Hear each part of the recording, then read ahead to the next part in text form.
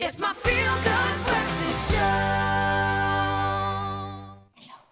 Welcome back, beautiful souls, and we're continuing the talk around pet care for our furry, beautiful, lovable friends. And we're joined in studio now by Tamar Seagull, and she is a professional pet groomer. And Bear the dog is also joining us, and they're going to be talking about the importance of grooming. I see Bear is come full of energy. Tamar, how are you doing this morning? Bear is ready. Thanks. How are you? Fantastic. And I'm listening with bated ears because I have so many questions. I have a husky. It's just hair. like every day, the hair does not stop. So I'm going to be listening to you as much as I can.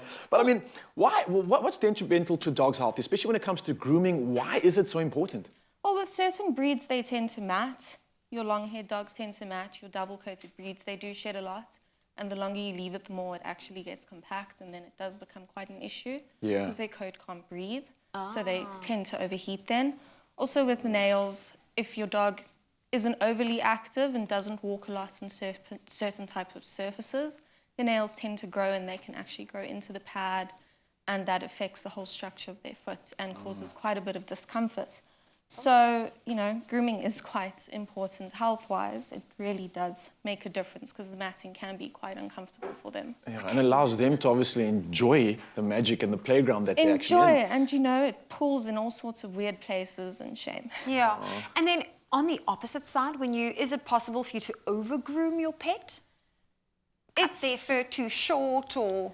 You know, it is possible to cut too short, or sometimes like in summer, you know, if you shave too short, then they can get sunburns. And so it is possible, especially certain types of coats. It's not recommended to shave them because it doesn't grow back the same, and it can just mess up the whole function of the coat. Yeah. So it isn't always good to shave certain breeds. You can overbrush your dog's coat, which does then damage the hair alone.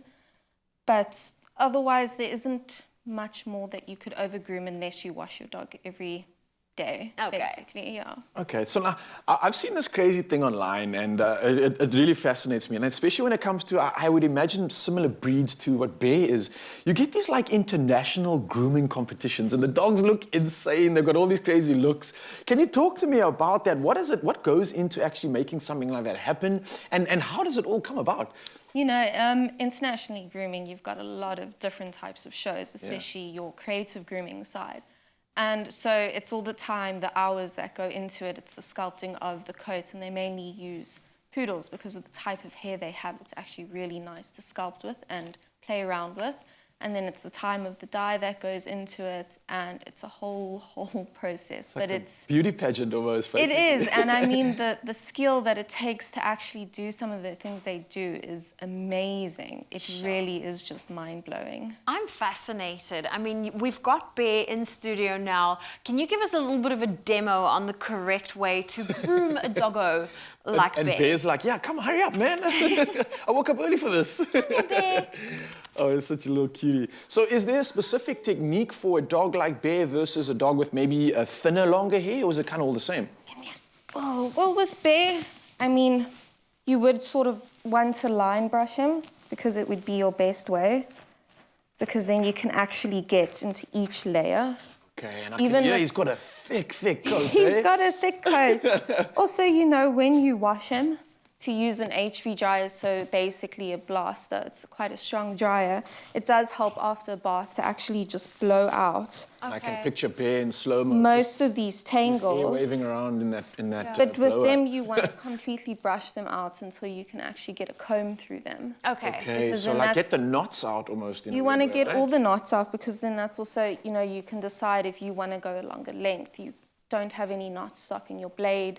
And it's also easier because when you have to brush the hair up to scissor and give it a nicer finish, then you don't have to always worry about getting stuck in those knots. Okay. So how often are you supposed to brush your dog? Depending on your dog's coat or your type of dog, how long it is, you know, it can be anywhere from every week to once a month.